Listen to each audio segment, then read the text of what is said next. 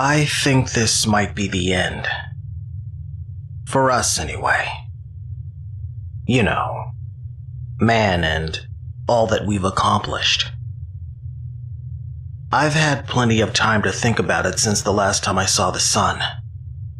The last time I'd ever see it. It's not the end of the world, but it is for us. I guess it started almost a month ago, but it could be longer. There's only the clock scattered around the house to tell me how long, and half of them are dead now. Anyway, I'm straying from the point. It was on the news. A cruise ship sank for no reason. It wasn't damaged, it was just pulled straight down. The rest of the stories soon flooded in. Everything in the water was sinking. Oil rigs disappeared. People on the beach were just pulled down into the abyss. Nobody seemed able to explain why this was happening. Nothing floated anymore. It was bizarre. This filled the news for a couple of days until it just got frightening. It was during one broadcast that it changed for the worse. It was a report from some beach, an on-location report about this strange phenomenon. They were just recycling the same question we had all been asking for days. Suddenly, panic seemed to grip the face of the reporter. She screamed as the camera quickly tilted down. Her feet were sunk into the sand, down to her shin. I remember smirking, thinking it was just some overly sensitive reporter messing up. But then the camera dropped. The remaining 10 or so seconds that followed showed not just the reporter sinking into the sand, but all of them. The whole media circus that had descended on the beach to cover the same story. The reporter who was down to her shin a minute ago was now down to her chest. The shot of writhing, screaming, sinking people ended shortly as the camera was engulfed by the sand. The news stayed on for a few more days, but there was nothing to say. Some blamed sinkholes for what happened on the beach, while others argued against them from the safety of their downtown studio. The news was a waste of time now. It was much easier to look out the window. It was more or less a ghost town outside.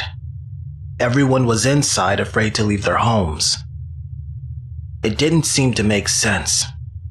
The roads and pavements were being absorbed by grass and dirt. Street signs and traffic lights were being consumed by the plants. Houses weren't exempt either. Some people tried to run, jumping from rooftop to rooftop, looking for higher ground. Occasionally, while flicking through what was left of the TV broadcasts, you would see skyscrapers that had become refugee camps. I had made one trip out of the house since this started, across the rooftops. It was an attempt to get supplies from a nearby supermarket, but that plan seemed to be a waste of time. The store was a husk by the time I got there. It was looted and pillaged. There was all the evidence I needed to see how bad this whole thing was.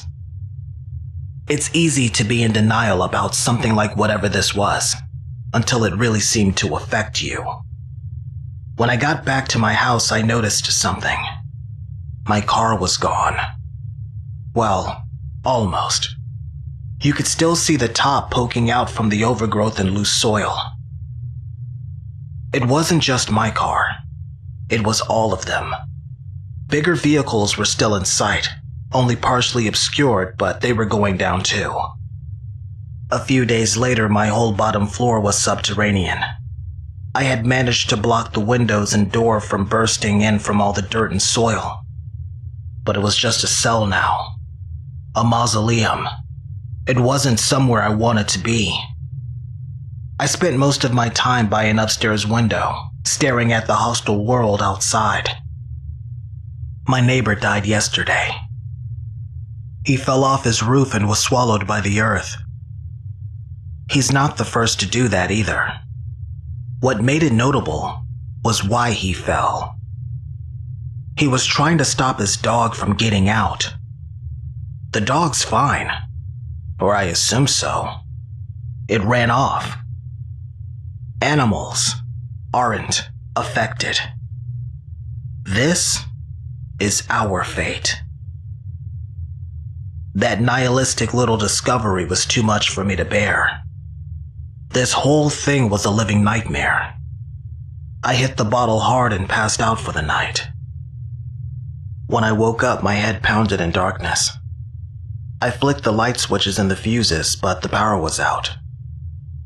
I took the flashlight by the fuse box and looked around the house for supplies. While checking the upstairs, I saw it.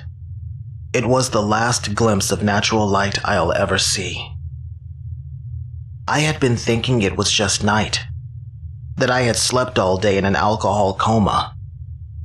By the time I could cross the room to the window, it was gone. I was underground.